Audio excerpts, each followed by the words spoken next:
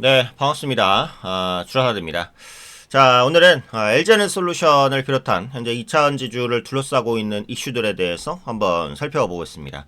자, 최근에 이제 LG에너솔루션이 이제 공급 계약 해지 관련된 이슈가 있었어요. 포드와의 해지죠. 때문에 이제 개파락을 했고 다른 2차 전지주까지 이제 끌어내리는 그런 모습들이 나타났습니다. 자, 그러면 2차 전지주는 현재 정말 위기인가?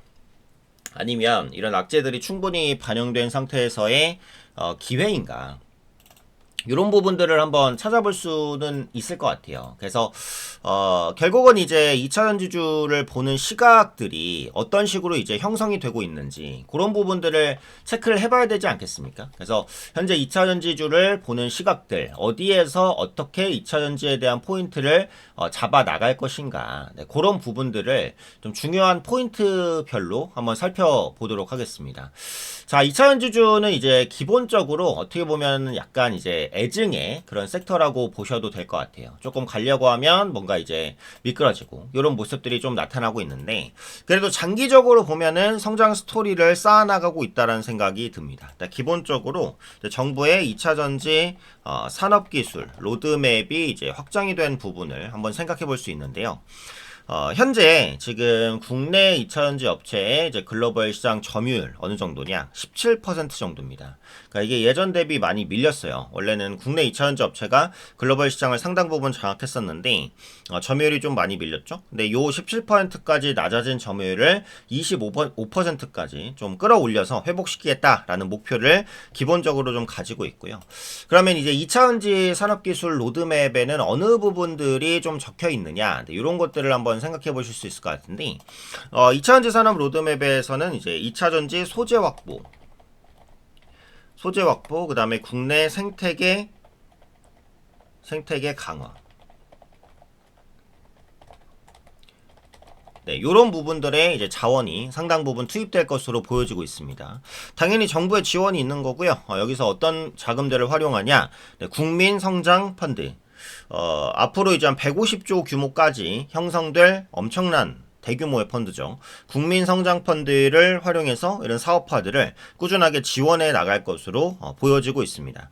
근데 이제 이런 이슈들이 조금 있으면서 2차전지주가 좀 살아나나라는 생각이 들 때, 일단은 그 포드 계약 해지 관련된 이슈가 있었어요. 그런데 이게 이제 악재에만 민감하다라고 생각이 되는 게, 그 포드 계약 해지가 있기 며칠 전에 벤츠 공급 계약 이슈가 있었어요. 그러니까 지금 글로벌 전기차 기업들도 각기 전략이 달라요. 그러니까 지금 전기차를 좀 확장해야겠다라고 생각하는 쪽도 있고, 전기차는 캐즘이 길기 때문에 좀 줄여야겠다, 이런 생각이 드는 전기차 업체들도 있어요. 근데 보통 이렇게 악재가 많을 때가 투자 심리의 바닥이긴 합니다. 그래서 2차전지 관련주는 현재 위치에서도 계속해서 관심 있게 보셔야 되는 섹터다라는 생각은 들어요. 물론 포드 계약 해지 규모가 9조 원대, 벤츠 공급 계약이 2조 원이었기 때문에 해지 규모가 훨씬 더 컸어요. 그러니까 그런 부분들도 충격으로 반영이 됐지만, 어찌되었던 간에 글로벌 자동차 업체들도 2차 전지에 대한 생각이 좀 각기 다르다, 이런 부분들은 2차 전지 업황에 대한 변곡점에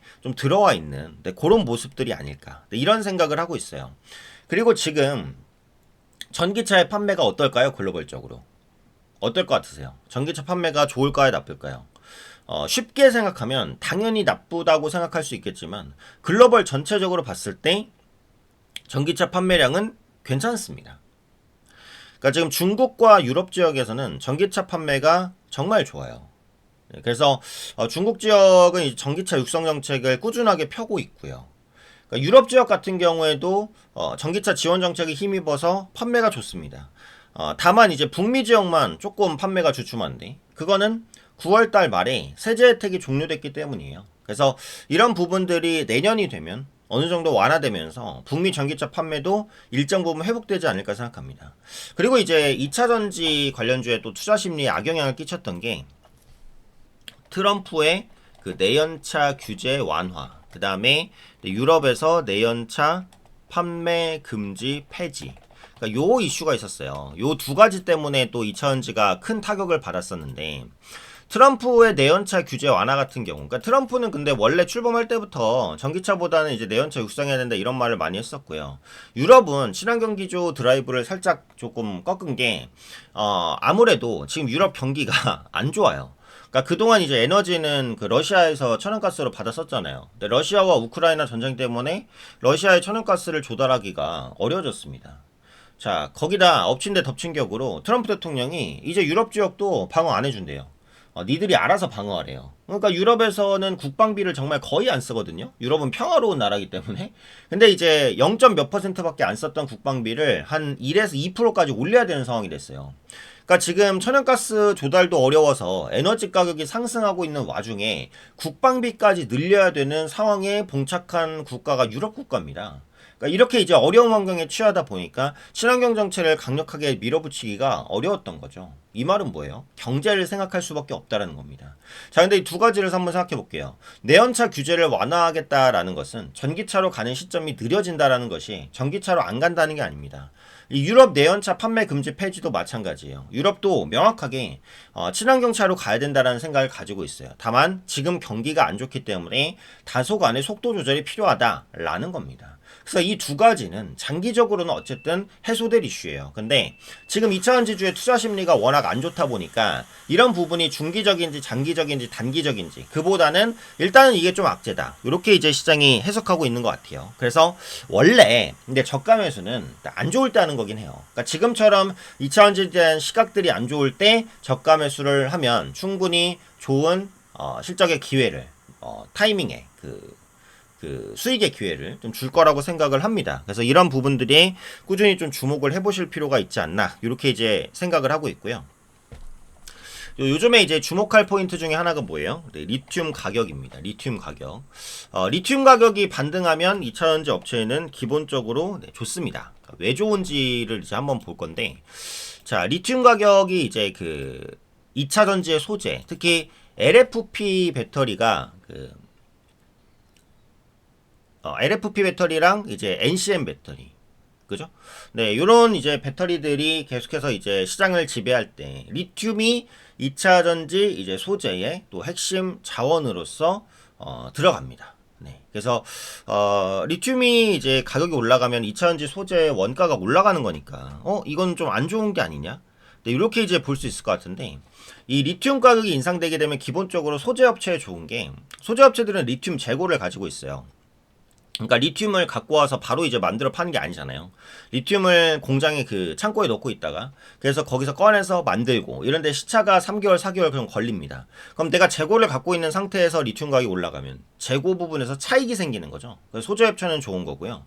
자, 그러면은 셀이라든지 이런 부품 업체는 또 안 좋은 게 아니냐 이러실 수도 있지만 보통 이제 이런 업체들은 계약을 먼저 가지고 있습니다. 뭐냐, 원재료인 리튬 가격이 올라가면 우리가 판매 단가를 올릴게 이런 계약을 가지고 있기 때문에 자동 연동이에요. 자동 연동. 그래서 리튬 가격 상승이 셀업체에도 크게 수익성을 악화시키냐 이럴 일은 없다. 근데 지금 중국의 리튬 공급 특수 의지가 강하고요. ESS로 리튬 수요가 촉진되고 있어요. 그럼 당분간 리튬은 강세를 유지할 가능성이 높습니다. 이런 부분들도 일단 긍정적이고요.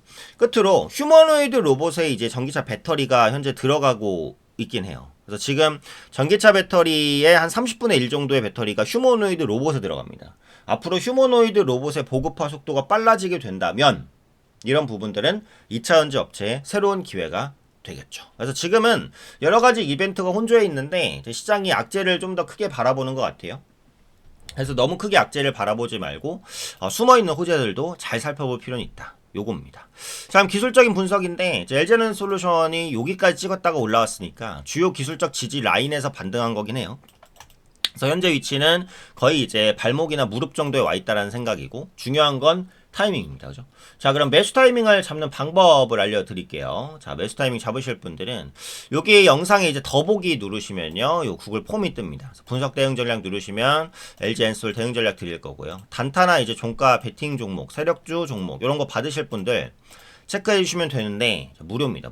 무료로 제공해 드리는 거니까 정말 편하게 이용하시고요. 연락처 적어주시면 그 연락처로 정보 드릴 거니까 연락처도 적어주시고 그 다음에 보유 종목 상담해 드립니다. 가지고 있는 종목 중에 조금 어렵거나 힘들거나 매도 타이밍 이런 거 잡고 싶다 라고 하시는 종목 있잖아요. 네, 그런 종목들 올려주시면은 전략 짜드릴 거니까 편하게 좀 올려주시면은 좋을 것 같고요. 자, 그리고 지금 이제